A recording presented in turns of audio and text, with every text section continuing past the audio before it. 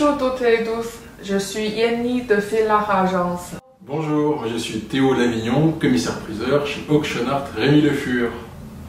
Aujourd'hui, on va vous offrir un colis tout petit. Ouais, on va parler de petites sculptures. Je crois qu'elle rentre dans cette boîte. Oui, on va voir. On l'ouvre. Allez, c'est vous qui l'ouvrez. Oh là là! Oh, c'est trop grand là! Et oui, aujourd'hui on va parler de sculptures monumentales. Public ou privé? Cette fois-ci, c'est une sculpture monumentale, donc dans l'espace public, mais c'est une sculpture privée, et donc on va pouvoir la vendre aux enchères au mois d'avril. Et c'est une sculpture, vous l'avez deviné, avec quelques images. Oui, j'ai vu, c'est l'horloge devant Saint-Lazare. Alors, c'est pas celle-ci qu'on va vendre. Mais c'est le même artiste. Le même artiste. On va vendre voilà, une sculpture d'Armand, une accumulation. Il y en a plusieurs dans Paris qui sont des commandes de l'État français, mais celle-ci, c'est une commande d'un groupe industriel très célèbre français, oui, qui s'appelle le groupe Guy de Graine. Et cette sculpture, eh ben, comme elle est dans les mains privées, on a le droit de la vendre et c'est unique. Wow, d'accord. On voit le style accumulation, le même objet, c'est croisé ensemble.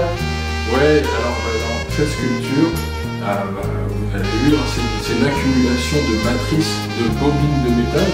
Oui. En fait, Armand, donc, qui est un artiste qui est né à Nice et qui est décédé à New York en 2005, c'est un artiste qui fait partie de ce qu'on appelle les nouveaux réalistes. Lui-même, il était peintre abstrait au début, ouais, mais avec ils sont plusieurs peintres à s'être dit non, nous on va revenir à la réalité, on arrête d'être dans l'abstraction, le conceptuel, on va montrer qu'on peut se rapprocher du quotidien, se rapprocher de la société et on va créer avec des objets de tous les jours. La matière esthétique, ça va être des objets industriels, des objets de tous les jours. Armand, lui, c'est le plus radical. Est-ce que c'est un peu dans le style ready-made des valises, des voitures, ouais. Voilà, Ouais. recomposées? En fait, c'est Marcel Duchamp. Lui, Ouais. il explique que tout objet peut devenir une œuvre d'art Ouais, en fonction de celui qui le regarde et de celui qui le juge.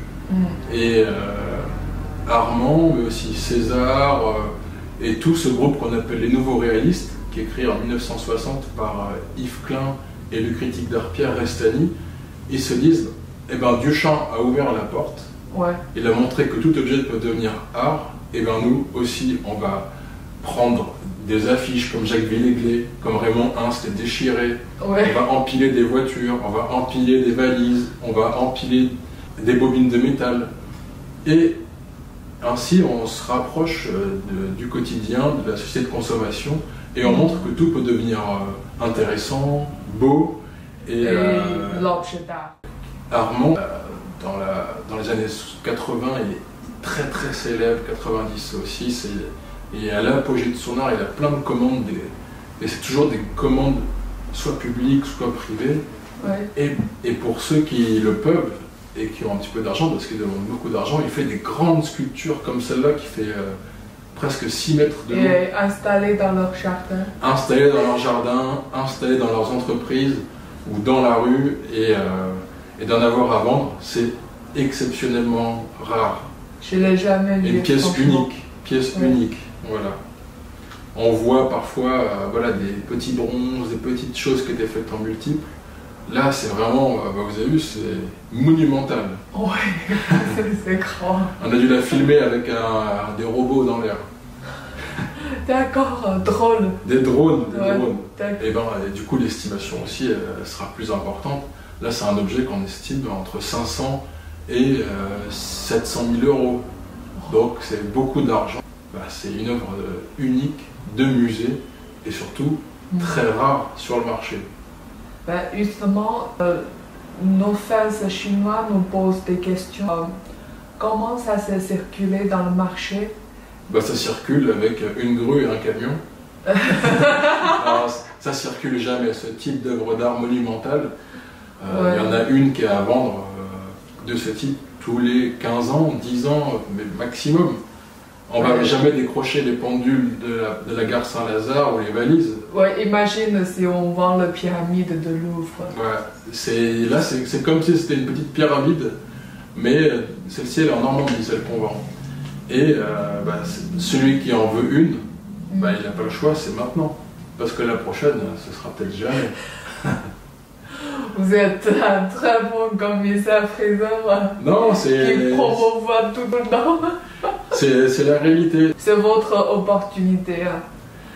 Et alors nous, on sait que les collectionneurs français, pour leur parc, pour avoir une sculpture monumentale, il y a aussi des gens de l'étranger qui sont très intéressés. Et finalement, ils sont prêts même à traverser l'Atlantique avec, parce que c'est tellement rare. Armand, il a vécu aussi aux États-Unis, donc il y a les Américains. Après, il y a aussi des grands collectionneurs asiatiques qui sont intéressés. D'accord. Ça peut être transporté par le bateau. Ouais. Donc il n'y a pas de limite pour les clients en étranger. Non, si on la veut, il la faut. Et par contre, on ne va pas la ramener à Drouot. Donc on la vend, elle va rester en Normandie, là où elle se trouve aujourd'hui. D'accord. Et celui qui l'achète, on lui expliquera comment démonter l'œuvre. Il s'en occupera avec ses transporteurs ou les nôtres, mais c'est vrai qu'il faut une vraie organisation. Voilà. Ouais, c'est vrai. Mais après, on a quelque chose de monumental.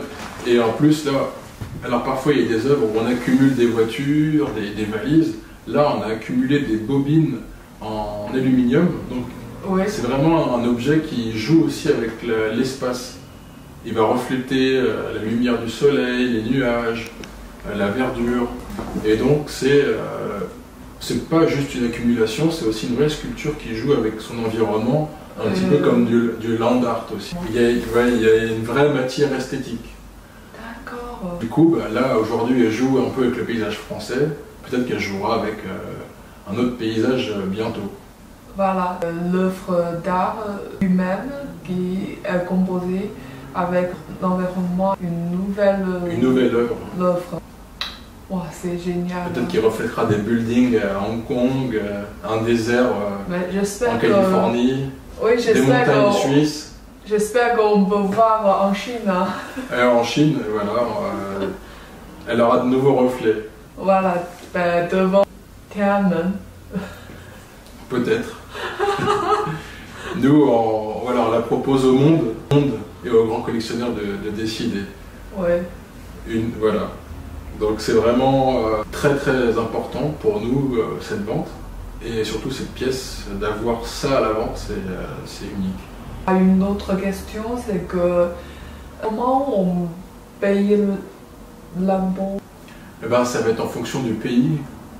Si c'est un Américain qui l'achète, par exemple, les droits d'importation, c'est autour de 10%. 10%. Voilà. En fait, en fonction du pays, il y a des législations différentes. Ce qu'on appelle la taxe à l'importation. De toute façon, le transporteur qui va gérer tous les choses de douane. De toute façon, là, on est dans des budgets énormes. Donc, c'est pas une petite taxe en plus qui va freiner le collectionneur. C'est des petits détails qui sont importants.